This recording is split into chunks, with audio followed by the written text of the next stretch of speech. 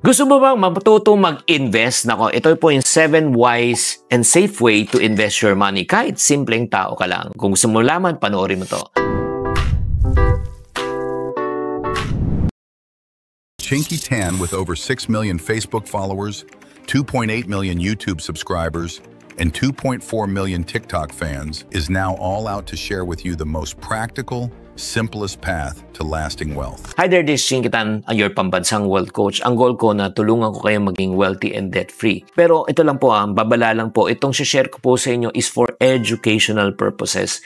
Hindi to financial advice. Hindi ko sabihin na gawin mo to. Kung ano nababagay sa'yo, doon ka pipili. So, ang pinakamagandang investment para sa akin, sorry na lang po, medyo po ako dito, how should I say this? Medyo bias ako ng konti kasi dito po ako naka-experience ng magandang pag-appreciate ng aking asset. Ito po yung tinatawag na real estate. Ang kagandahan dito, kahit wala kang pinag-aralan, kahit hindi ka nakapagtapos ng pag-aaral, pwede ka talagang umasenso. Katulad lang po ng aking mga magulang, hindi po sila nakapagtapos ng pag-aaral, pero sila po ay nakabili ng property sa may Forbes po, sa may Sampaloc po. Nabili po nila dati ng 300,000, nabenta po nila ng 3.5. Yung 3.5 po nila na-invest, binili ng isang property, tapos ang nangyari po yung dumoble ng dumoble, and the rest is history. Kaya nga, kahit na kayo, kung may lupa kayo na pwedeng mabili sa probinsya, no? Pwede nyo paupahan, di ba? Pwede nyo tirhan, pwede nyo tayuan ng bahay. Di ba? Ang importante talaga ay matuto ka talagang mag-ipon, magsubi,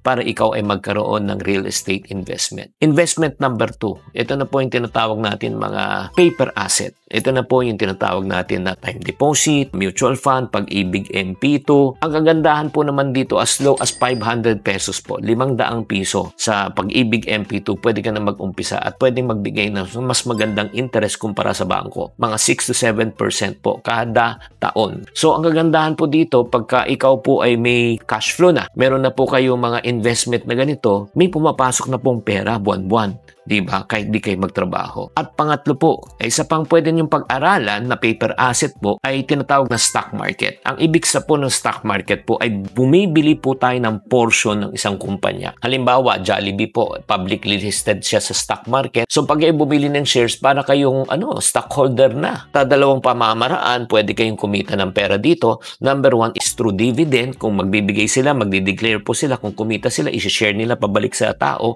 At pangalawa, through capital appreciation. Kung nabili mo yung stock market at 200, makalipas ng ilang taon, tumaas po ang value, naging 250. Pag binenta mo, kumita ka ng 50. Para ka nang nagnenegosyo na hindi ka talaga nagpapatakbo ng negosyo. Pang-apat na asset na napakaganda po, hindi mo kailangan ng malaking kapital. Kailangan lang gagamitin mo yung skill and talent mo. Ano tong investment na ito? Itong asset na ito? Ito yung tinatawag na business na investment. Okay? Pwedeng maliit lang muna sa halagang 500 pesos, 1,000. Pwede kang mag-resell, online selling, food business. Ang kagandahan kasi sa negosyo, ang income is walang limit. Ang kagandahan po niyan, pagka bumenta po kayo ng 1,000 pesos, babayar ka ng 1,000 time. Pwede kang mag-start kahit na sari-sari store. Pwede kang ring mag-start sa online selling. Ang dami pong opportunity. Negosyo po ay napakaganda. And by the way, kung gusto nyo matutong magnegosyo, pero pag hindi nyo alam paano magnegosyo, may maganda akong balita. Tapusin mo tong video na ito sa dulo. I-share ko po sa inyo kung paano kayo mag-umpisa na walang kahirap-hirap. Investment number 5, ang pwede pang maganda na pwede mo talagang gamitin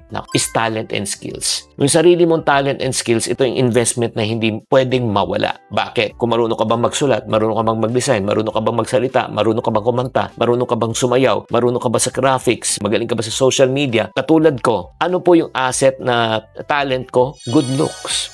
Huwag kang kukontra. Ang asset ko po talaga, since na-experience ko magbenta at a very young age, natuto ko magbenta, diba, umasenso po tayo ng konti, nakakaginhawa ng konti. So, lahat ng kaalaman ko ngayon ay sinishare ko po sa inyo. So, itong mga sinishare ko po sa inyo, diba, like for example, tanungin mo ako, naka-invest ba ako sa, real estate? Oo naman. Paper asset? Oo naman. Stock market? Oo naman. May business ba ako? Oo naman. May talent and skills naman? Oo naman. So, lahat ng sinishare ko po sa inyo dito, it works. And investment number 6 na hindi masyadong pinapansin ng ibang tao, relationships or what we call as networking. When you say networking, hindi yung power grabe. Ang ibig sabihin ng networking ay makikipag-connect ka sa mga tao na alam mong pwede mo silang tulungan at pwede rin silang tumulong sa iyo. Because it's all about relationship.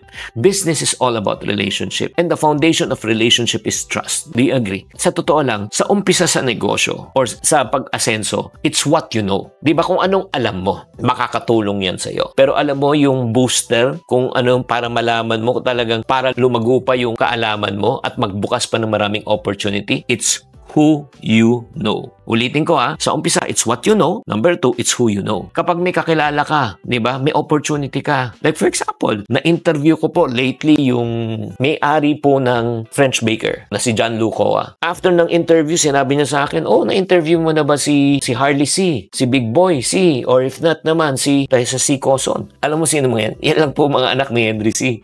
Sabi niya, sige, ganito. Pag lumabas na yung episode ko, papanood ko sa kanya kung interesado sila, iimbitahan ko. So imagine mo, because of him, maari magbukas ang pintuan na ma-interview sila. Yan po yung tinatawag na power of what? Relationship. Kaya mag-invest kayo sa mga tunay na relationship. Kaibigan, mentors, kapamilya. Kaya nga sinasabi namin kung ikaw gusto mo talagang umasenso, pangalagaan mo ang iyong pangalan. Mawala ng lahat, huwag lang masira ang pangalan mo. Kasi kung nasira ang pangalan mo, wala na magtitiwala. Agree? And last but not the least, di ba, kahit simpleng tao ka lang, invest in your brand and reputation. Ito na yung sinasabi ko kanina. A good name is more desirable than riches. Yan ang sinabi ng Book of Proverbs. Ikaw na mismo ang brand. Pangalagaan po natin ang ating pangalan. Gugustuhin mo na kumita ka ng milyon pero masisira naman ang pangalan mo? Or wala kang milyon pero meron kang 10 million followers. Katulad ko, akong pipiliin ko yung pangalawa. Bakit? Kahit wala akong milyon, kung may 10 million followers ako, hingi lang akong tagpipiso. Pengi piso. Kung may magpadala kahit 10% lang, 10% sa 10 million followers ko ng tagpipiso, magkano malilikom mo? 1 million. May punan na ako pang umpisa muli. Nagigets nyo? Kaya importante po yung reputasyon. Kaya mga kapatid, ito yung bonus na gusto ko ulitin bigay sa iyo. Pero bago yung bonus, ano yung 7 investment na pwede mong pag-isipan? Real estate, yung tawag na paper asset, pag-ibig MP2, mutual fund. Number 3, stock market. Number 4, negosyo. Number 5, talented skills. Number 6, networking or relationship. Number 7, reputation. Reputasyon mo. Para sa mga taong nakatapos ng video na ito, may bonus po ako sa inyo. Meron akong ibibigay na napakandang investment para sa inyo. Hindi po tong investment na maglalabas ka ng pera tapos kikita ka. Wala kang ilalabas na pera ni piso. Ituturuan ko kayo kung paano magnegosyo. Because I do believe if you give a man a fish, they will live for a day. But if you teach a man how to fish, they will live for a lifetime. Agree? So ikaw, kung gusto mong matutong magnegosyo, meron akong ginawang isang AI technology on how to turn your ideas into a real business. Kung interesado ka, kung meron kang idea pero gusto mong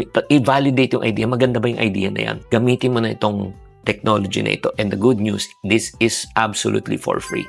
Libre to sa paggamit na ito. Kung interesado ka kung paano gamitin to, just type AI Nego in the comment section or if not, just click the link below. Super excited ako para sa iyo na ma-experience mo yan. So mga kapatid, sa mga investment na sinabi ko, ano sa palagay mo ang pasok sa iyo? Pakitype na lang sa comment section. Thank you very much for tuning in. Tatandaan, tamang karunungan, tamang disiplina po ang susi sa pagyaman.